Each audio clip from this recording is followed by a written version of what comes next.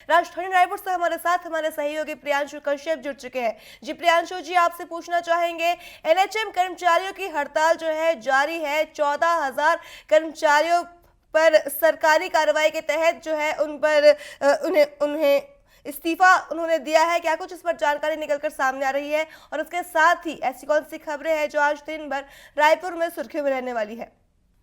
बिल्कुल, देखिए जिस तरीके से एनएचएम के कर्मचारी बीते 18 अगस्त से प्रदर्शन कर रहे हैं अपनी मांगों को लेकर, और उसके बाद आज वो दोपहर 1 बजे प्रेस कॉन्फ्रेंस करेंगे रायपुर प्रेस क्लब में, जहां जिस तरीके से सरकार ने जो 5 बातों उनकी 5 सूत्री मांगों को मानने का जो फैसला लिया उसका वो खंडन करेंगे। और जिस तरीके से उन्होंने सामूहिक इस्तीफा दिया है सभी सीएमएचओ दफ्तर में जाकर, और उसके बाद तकरीबन 14,000 ऐसे एनएचएम कर्मचारी हैं, संविदा कर्मी हैं जिन्होंने इस्तीफा दिया हुआ है। तो अब ऐसे में जो है एक साथ लड़ाई लड़नी है उनको अपनी अपनी जो मांगे हैं उसको लेकर। और उनका ये कहना है कि राष्ट्रीय स्वास्थ्य मिशन लंबे समय से काम कर रही है सरकार के लिए, और अब वो 10 सूत्री मांगों को लेकर ही जो है वो दम लेंगे, और सरकार से बिल्कुल भी वो इस विषय में जो है टाल मटोल करने के लिए बाध्य नहीं है। और पूरे तरीके से चूंकि स्वास्थ्य व्यवस्थाएं बाधित हुई हैं, जिस तरीके से देखा जा रहा है प्राथमिक स्वास्थ्य केंद्र, सामुदायिक स्वास्थ्य केंद्र में जो सुविधाएं बाधित हो रही हैं, उसके बाद से लगातार इस तरीके की दिक्कतें सामने आ रही है।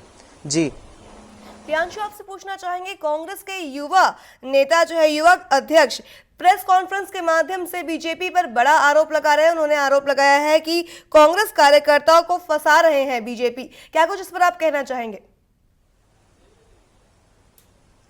देखिए, तथाकथित जो भारतीय जनता युवा मोर्चा के प्रदेश अध्यक्ष हैं राहुल टिकरिया, उन पर गंभीर आरोप लगा था उनके चाचा के द्वारा, और उस पर कांग्रेस के कार्यकर्ताओं ने उन्हें ट्रोल किया, जिसके बाद अब लगातार जो ट्रोल कर रहे कांग्रेसी हैं उनके ऊपर एफआईआर दर्ज हो रहा है। झूठी केस में फंसाने की बात युवा कांग्रेस के अध्यक्ष आकाश शर्मा कह रहे हैं, लेकिन ये पूरा मामला कहीं ना कहीं स्पष्ट रूप से नहीं है कि क्या उन पर धाराएं लगाई जा रही हैं, किस तरीके के आरोप हैं। लेकिन जिस तरीके से राजनीतिक सियासी बाजी जो चल रही है, सियासी बयानबाजी जो हावी है छत्तीसगढ़ में, वो खासतौर से देखने को मिल रही है। जिस तरीके से जो चरणदास महंत जो नेता प्रतिपक्ष हैं वो चमचा कह रहे हैं कांग्रेसियों का, और उसके बाद जो है दीपक बैज ने जिस तरीके से कांग्रेस बीजेपी के नेताओं को नमक हराम कहा है, तो ये सारे आरोप प्रत्यारोप और जिस तरीके से स्तर गिरता हुआ नजर आ रहा है राजनीति में, वो साफ तौर से देखा जा रहा है। लेकिन कहीं न कहीं जिस तरीके से जो जनता का मुद्दा है, चाहे वो खाद की कमी हो,